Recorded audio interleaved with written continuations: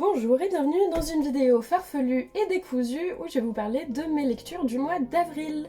Pas de thématique ce mois-ci parce que vous allez voir que j'ai lu beaucoup de choses mais qui n'ont rien à voir les unes avec les autres. Mon nom est Séraphine, vous pouvez m'appeler Séraph et bienvenue dans ma vidéo de mes lectures du mois d'avril.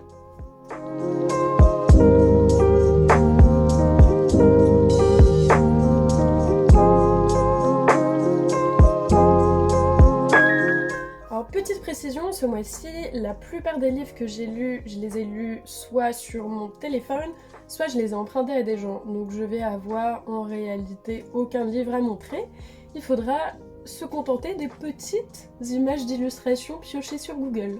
Alors le premier livre que j'ai lu au mois d'avril, c'est Sapiens, un essai de Yuval Noah Harari.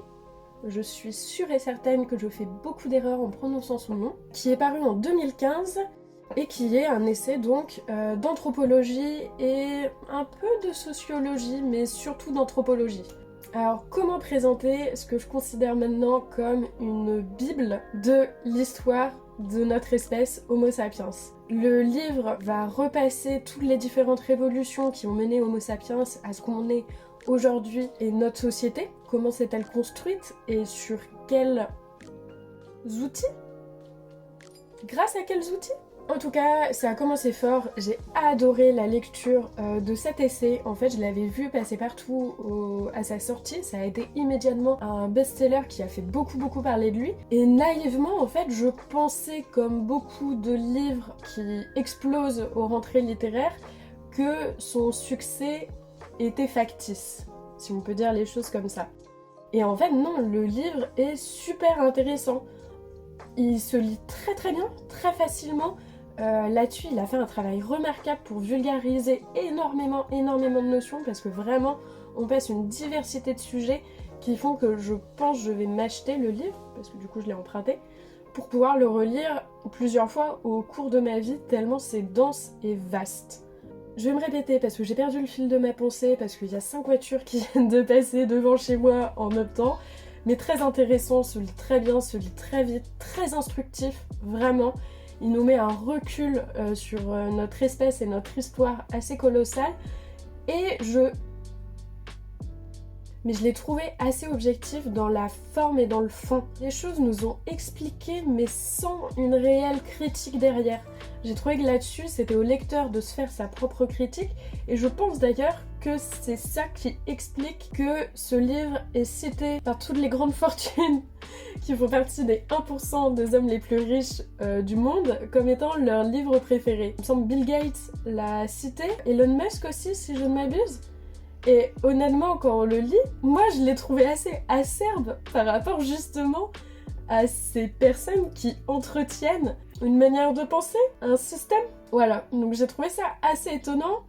Et en même temps, du coup, le fait que c'est au lecteur de conduire sa propre critique et de se faire son propre avis explique à mon avis pourquoi est-ce que Bill Gates est trop fan d'un livre qui dit que ce qu'il a construit repose uniquement sur de l'imagination. Et en plus de ça, je rajouterais que le livre est pas uniquement très sérieux. Il y a des moments qui sont assez légers et assez amusants. Je pense notamment au moment où il parle de la domestication des animaux et où en fait il explique que, en un sens, est-ce que c'est réellement nous qui avons domestiqué le chien et le chat? Parce que vu nos rapports avec eux, c'est plutôt le chien et le chat qui ont domestiqué l'homme. Et il y a plein de petits traits d'esprit comme ça qui sont assez cool et assez rafraîchissants et qui entretiennent le côté agréable de la lecture de ce gros pavé, parce qu'il faut quand même en arriver à bout, mais vraiment très intéressant, j'ai adoré. Le deuxième livre que j'ai lu ensuite ce mois-ci, c'est encore un essai de Marguerite Yourcenar cette fois, Mishima ou la vision du vide, dont je ne me souviens pas du tout de la date de sortie, mais si je ne m'abuse, ça doit être au milieu des années 70. Alors je vous avoue, je l'ai lu pour les besoins d'une future vidéo, mais je galère toujours autant à écrire cette vidéo sur Mishima, et l'essai n'a fait que me perdre encore plus. Pour autant, un essai formidable, la prose de Yourcenar au sujet de cet écrivain qui est Mishima est magnifique. Elle retrace l'intégralité de la vie de Mishima au travers de chacune de ses œuvres. Et quand je dis chacune de ses œuvres, elle va vraiment dans le détail, que ce soit dans ses nouvelles, ses essais ou même ses pièces de théâtre et ses romans évidemment. Néanmoins, je pense que c'est un essai qui ne parlera qu'à des gens qui connaissent déjà relativement bien la bibliographie de Mishima et même sa vie en général et qui s'y intéressent. Parce que si vous n'avez jamais entendu parler de Yukio Mishima, il n'y a pas beaucoup d'intérêt à le lire. Ou en tout cas, je pense que ça va très très rapidement vous ennuyer et vous saouler. Néanmoins, petit essai très sympathique que j'ai apprécié, mais voilà, qui n'a pas beaucoup d'intérêt si le sujet ne vous a déjà pas intéressé dans le passé.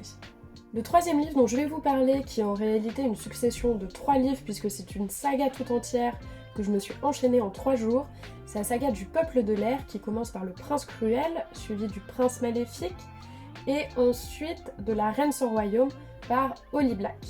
Pour vous situer un petit peu, au mois de janvier, sur TikTok, je voyais constamment passer des vidéos au sujet de la saga ACOTAR.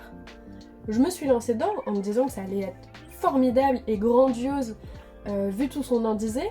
En réalité, non. ACOTAR repose sur un seul et unique intérêt, c'est les vagues scènes entre fées qui ont des énormes.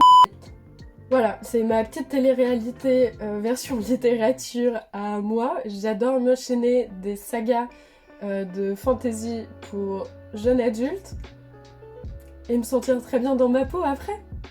Voilà. Donc naturellement, quand j'ai vu passer autant de fois la saga du Peuple de l'air sur TikTok, je me suis dit que j'allais me retrouver à peu près dans le même concept qu'ACOTAR. Eh bien pas du tout. En fait, à la fin du tome 1, j'ai trouvé le livre tellement génial que j'ai cherché un petit peu des informations sur l'autrice et je me suis rendu compte que c'était l'autrice des Chroniques de Spiderwick, entre autres. Elle a écrit que des sagas littéraires pour enfants à succès. Et alors là, ça m'a fait un effet Madeleine de Proust parce que ça m'a ramené en 2006-2007 quand j'ai découvert les Chroniques de Spiderwick et que ça m'a bouleversée tellement ces romans étaient super bien construits, très matures, plein de choses exceptionnelles, mais du coup j'ai été agréablement surprise par la saga du Peuple de l'air. Bonjour, c'est Séraphine du montage et je tenais à préciser, juste après avoir tourné cette vidéo complètement par hasard, je suis tombée sur une succession de TikTok qui justement présentait la saga du Peuple de l'air, des enfants de l'air, comme étant vraiment une intrigue beaucoup plus politique que romantique. Donc voilà. Et j'ajouterai, en cherchant des exemples de TikTok de ACOTAR, vraiment, au mois de janvier, quand je suis tombée sur plein de vidéos d'affilée qui parlaient d'ACOTAR, ça a vanté le truc en mode saga d'heroic fantasy, super intelligente, intéressante et tarée, alors qu'effectivement, je fais que tomber maintenant sur des vidéos qui présentent le livre tel qu'il est, c'est-à-dire un vague livre de cul, quoi. Voilà. La saga commence par le meurtre des parents de June, de sa sœur jumelle Tarin et de leur grande sœur Viviane, par un homme qui prétend être le réel père de Viviane, qui est un général de guerre du royaume des fées, faut suivre, dont l'épouse humaine a fui le royaume pour s'installer donc avec le père de Jude et de Tarin. Le roman reprend ensuite à l'adolescence de Jude et de Tarin, qui ont donc 17 ans et ont à présent passé une grande partie de leur vie dans le royaume des fées. Royaume des fées qui est pour le moins très hostile aux humains, et même plutôt cruel, et la manière dont c'est abordé dans le livre est elle-même très brutale, très cruelle. C'est quelque chose que j'ai adoré tout au long de la saga, c'est la finesse avec laquelle Holly Black réussit à nous mettre à la place de cette adolescente qui subit des choses abominables pendant l'entièreté des 3 tomes. Alors ce que je vois principalement sur TikTok qui est abordé, c'est évidemment la partie romantique, romance du livre. Néanmoins, je trouve ça assez réducteur parce qu'au final, c'est une partie de l'intrigue qui prend finalement assez peu de place. Moi, j'ai trouvé que la véritable richesse du roman, des 3 romans, c'est toutes les intrigues politiques dans lesquelles Jude va se retrouver mêlé et surtout va commencer à prendre de plus en plus de pouvoir. Et en fait, on n'a pas là le récit d'une adolescente qui tombe amoureuse et qui, en étant amoureuse, va se voir octroyer de plus en plus de pouvoir. Non, non, on a vraiment une jeune femme qui petit à petit va tisser sa toile, manipuler suffisamment de personnes pour accéder à assez de pouvoir, ce qui était son rêve depuis son enfance, de pouvoir montrer aux fées qu'ils ne sont pas supérieurs à elle qui est humaine. Et bah ça c'est vachement réussi. Elle a une force cette héroïne mais qui est incroyable. Elle est vraiment badass. On n'a pas du tout affaire à une héroïne comme Katniss qui se retrouve un peu mise sur un piédestal contre son gré et qui sait pas trop comment le gérer. Ni on a affaire à justement l'héroïne de ACOTAR qui accède au pouvoir uniquement parce qu'elle se retrouve être la petite amie successive de plein d'hommes de pouvoir. Non, on se retrouve vraiment sur une héroïne qui est puissante, qui est intelligente, qui est forte, qui a aussi des faiblesses, mais qui se dépasse, se surpasse. Il y a plein de thématiques assez dures qui sont abordées dans le livre, que ce soit la discrimination, le sexisme évidemment. Il y a aussi des choses plus subtiles que j'ai rarement vues abordées dans des romans jeunesse, comme le surmenage, le stress, même la dépression. Et vraiment, tout ça englobé dans un univers qui est cohérent, qui est concret et qui est superbement dépeint, avec des personnages qui sont profonds, qui ont une réelle évolution. Non, vraiment, ça a été une méga claque pour moi de lire cette saga. J'en attendais absolument rien et je l'ai trouvée exceptionnelle. Alors après, il y a toujours quand même des petits détails qui me font un peu tiquer, mais vraiment, c'est une saga qui se tient très très bien. Et en plus, j'ai vu que Gallimard l'a recommandé dès les 12 ans. Et franchement, à 12 ans, si j'avais lu des livres comme ça, comment ça m'aurait donné une patate d'enfer. Voilà, donc ça c'était mon petit moment saga détente qui finalement, en fait, j'avais de la profondeur. Ensuite, 6e livre lu ce mois-ci, Crime et Châtiment. Je suis arrivée à bout des 900 pages de Crime et Châtiment et je me sens maintenant plus légitime d'en parler parce que je pense que je suis beaucoup moins perdue par rapport à ce qu'essaie de nous raconter le roman une fois arrivé à la fin. Et alors du coup, que dire? Parce que j'ai un peu résumé l'intrigue générale du livre au début. Maintenant, est-ce que mon avis a changé? Je pense. Honnêtement, je pense que je me prenais beaucoup la tête à la fin des 450 pages à essayer de chercher des symboliques plus philosophiques que psychologiques, parce que je pense finalement que le livre parle beaucoup plus de psychologie que de philosophie. Et en ça, c'est assez réussi, parce que de manière très très simple, il nous étale un peu la psychologie générale de la société russe à l'époque. Donc je rappelle 1880, si je ne me trompe pas. La véritable date s'affichera ici si je me trompe. Et en plus de ça, le roman aborde énormément de thématiques sociales. Et ouais, il nous fait un tableau de qu'est-ce que c'était un peu la vie de citoyens lambda dans la Russie de 1880-70. Après mon avis, faut s'accrocher, hein. C'est vraiment un bon gros bébé. Et puis honnêtement, à la moitié de la deuxième partie, donc, je me suis dit que ça devait être l'équivalent des Fast and Furious, mais de l'époque. Parce que le roman a vraiment zéro pause. On est constamment dans des retournements de situation, dans de l'action. Et il y a toujours des trucs à suivre. Les choses s'enchaînent sans vraiment réelle pause. Surtout arrivé à la deuxième partie, c'est du constamment, à chaque chapitre, t'es à bout de souffle là, en train d'essayer de tenir pendant que le livre se déroule. Et un peu fatigant en fait de le lire. Après c'est assez propre à la littérature de l'époque. Je sais toujours pas honnêtement si je le recommanderais en fait. Moi je l'ai vraiment lu parce que j'ai envie de lire plus de classiques. Parce que l'histoire de la littérature m'intéresse. Après, si ça vous intéresse pas forcément, je sais pas si je le recommanderais vraiment, quoi, parce que ça m'a pris quasiment 1 mois et demi à en lire les 900 pages, en devant régulièrement faire des pauses. Ouais, non, je sais pas si je le recommande. Voilà, laissez-vous la curiosité de le lire. Moi, j'ai acheté les 2 parties, elles étaient peut-être à 3 € chacune d'occasion. Donc c'était pas un grand investissement, et même si je l'avais pas fini, je l'aurais pas regretté. Peut-être comme 100 ans de solitude, que je n'ai toujours pas recommencé à lire depuis le moment où j'ai dit ah non mais je pense que je vais le finir celui-là. Mais non, il est intéressant, il parle de plein de choses, de plein de sujets. Après, voilà quoi, il y a aussi plein de trucs qui font tiquer, parce qu'à l'époque, forcément, on n'avait pas la même mentalité qu'aujourd'hui, donc il y a des passages sur les femmes, sur le sexe, et sur plus généralement les maladies mentales, qui font pas mal tiquer quoi. Mais bon, oui, il est intéressant, Voilà, je vais pas m'attarder plus longtemps, parce que je sais pas trop quoi en dire non plus en fait. Voilà, mais intéressant.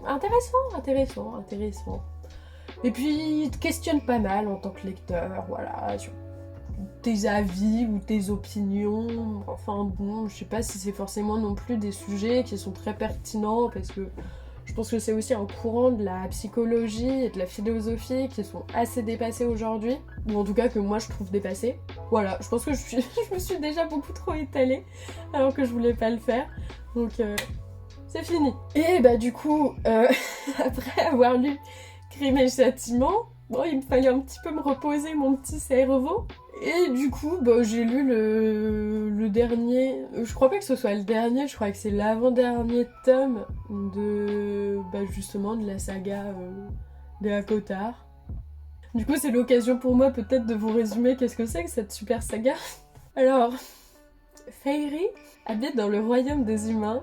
Comment en parler sans avoir l'air ridicule en vrai? Fer, Nesta et Hélène ont perdu leur mère dans une terrible maladie qui a ruiné l'intégralité de leur famille pourtant aristocratique, et depuis quelques années à présent, Fer doit subvenir aux besoins de ses deux sœurs qui sont de petites princesses capricieuses insupportables, et de leur père qui est un loser sans fond. Et donc Fer, analphabète, doit chasser régulièrement pour pouvoir subvenir aux besoins de sa famille. Un beau jour, lors d'une chasse, elle tue un loup qui lui paraît plus grand et plus sombre et plus mystérieux que les autres, mais elle le tue néanmoins en pensant tirer de l'argent de ses fourrures.